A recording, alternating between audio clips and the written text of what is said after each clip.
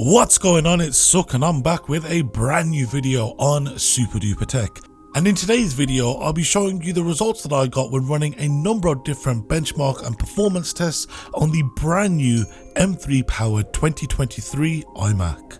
Also, we are on the road to 5,000 subscribers, so if you are new around here, then I must ask you to hit the subscribe button, clicking the bell icon to be notified of when a new video goes live. But without any further ado, let's hit the titles.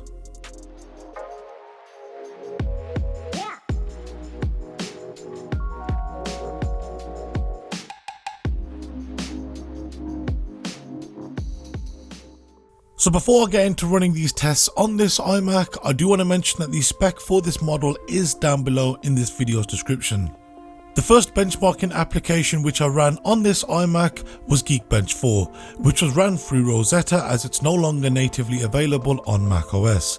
So GeekBench is quite good as it runs a number of different tests and algorithms, and depending on how it performed and how long it took to perform them, it would then give a score accordingly. So for this iMac, I got a single core score of 7,799 and a multi-core score of 30,867. I also performed GeekBench 4's graphics tests on the GPU found within the M3 chip.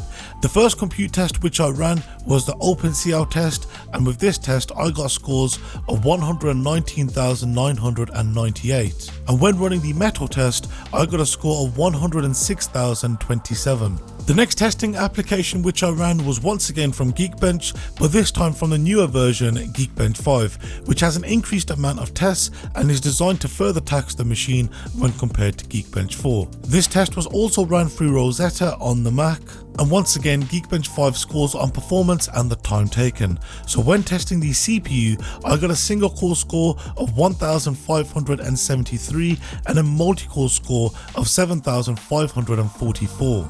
Again, I tested to see how the M3's graphics performed here through GeekBench 5, and when running the OpenCL test, I got a score of 26,455, and when running the Metal test, I got a score of 30,404. The next test I ran was once again from GeekBench, this time running their newest set of tests found in GeekBench 6. And starting off once again with the CPU test, I got a single core score of 2,967 and a multi-core score of 11,623. When running the OpenCL test, I got a score of 25,783, and when running the Metal test, I got a score of 41,237. So sticking to the trend of testing the CPU, I then ran CineBench R23. Now CineBench is a good benchmarking program as it tests each individual core and then all cores combined. It'll then give a score for the single and multi-core performance and then works out a ratio between the two. The higher the ratio, the better the performing CPU. So for this test, I got a single core score of 1,894 and a multi-core score of 7,972, which indeed gives us a ratio of 4.21. I then ran a number of render exports from Blender, and whilst rendering the BMW scene using the CPU, it took 5 minutes and 48 seconds to complete, and whilst using the GPU, it took 1 minute and 14 seconds to complete this, which is quite impressive seeing as the M2 found within the 15-inch MacBook Air, which has 10 graphics cores, finished the GPU export in 1 minute 57 seconds, compared to the 1 minute 14 of this iMac, which has 8 graphics cores as opposed to the 10 found in that MacBook Air. Quite impressive. I then chose to render the classroom scene with the CPU, and this scene took 14 minutes and 2 seconds to complete, which honestly was quite some time. But when it comes to rendering using the GPU, it took 3 minutes and 12 seconds to complete. Which on the CPU side of things haven't changed much, but there is still an improvement, at least compared to that 15-inch MacBook Air. But when it comes to the GPU side of things, it's a different story.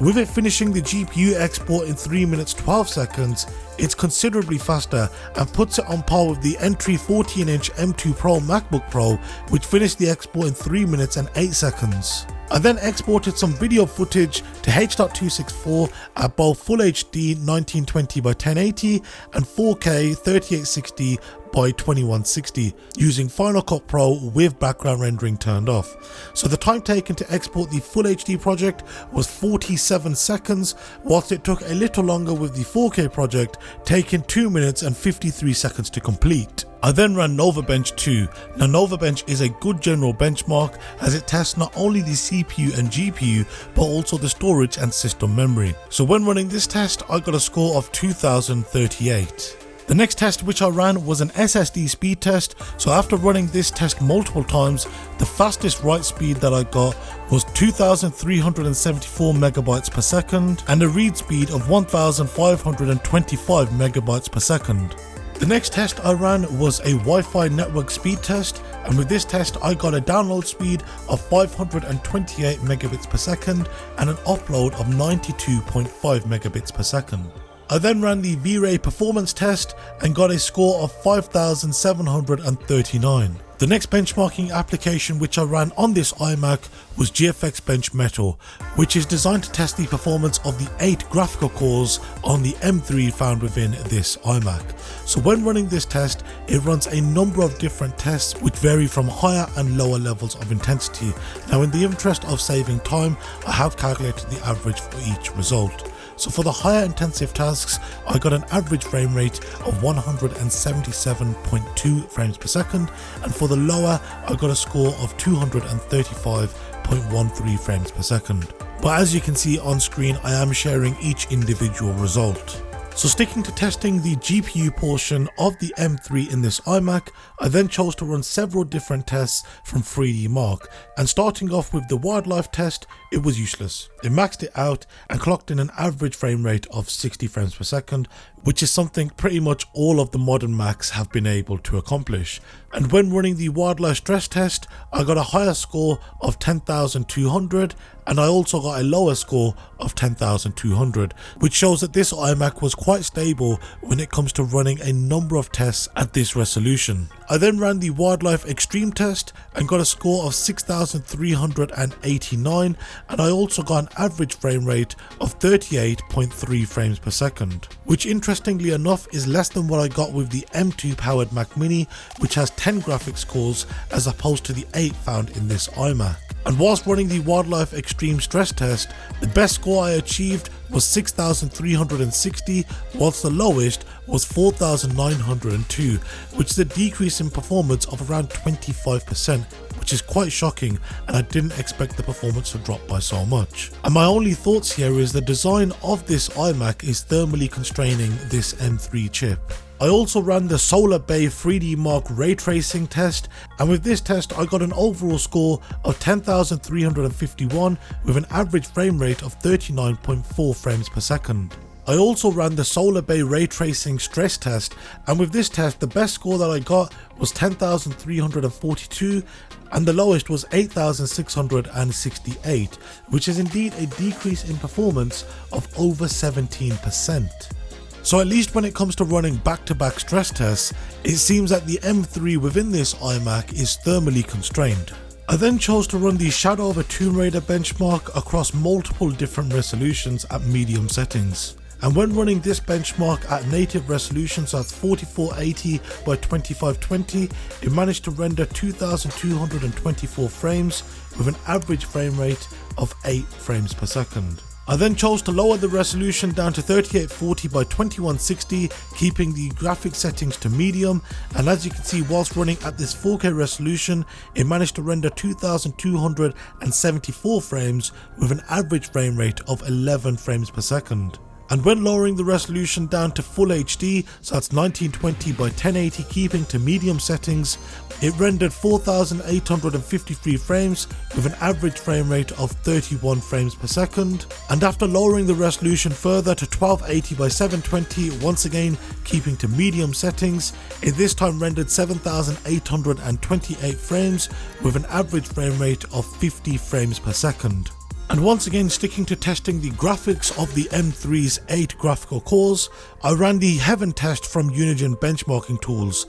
Now when running this test at 2240 by 1260, I got an average frame rate of 44.3 frames per second with a score of 1117. I then lowered the resolution down to 1440 by 900, and when running this Heaven benchmark, I got an average frame rate of 79.9 frames per second with a score of 2012. Also from Unigine benchmarking tools, I ran their Valley test.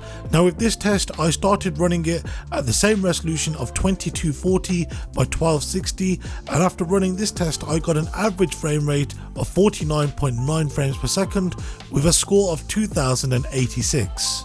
I once again lowered the resolution down to 1440 by 900, and this time I got an average frame rate of 79.1 frames per second and a score of 3311. I also ran the AnTuTu HTML browser benchmark, and for this test I got a score of 90,828. I also ran the Speedometer 2.0 test and got a score of 569, which is a steady increase over what we've seen previously with other Mac models. So that'll be it for today's video. I am currently playing a number of different games on this iMac and hope to have that video up within the next 48 hours. So if you are new around here and want to be one of the first 5,000 people to do so, then be sure to subscribe clicking the bell icon to be notified of when any of my new videos go live. If you've got any questions or if there's anything that you'd like to see tested on this iMac, then be sure to leave them down below in the comment section, or alternatively you can hit me up on my social media, links to which can be found down below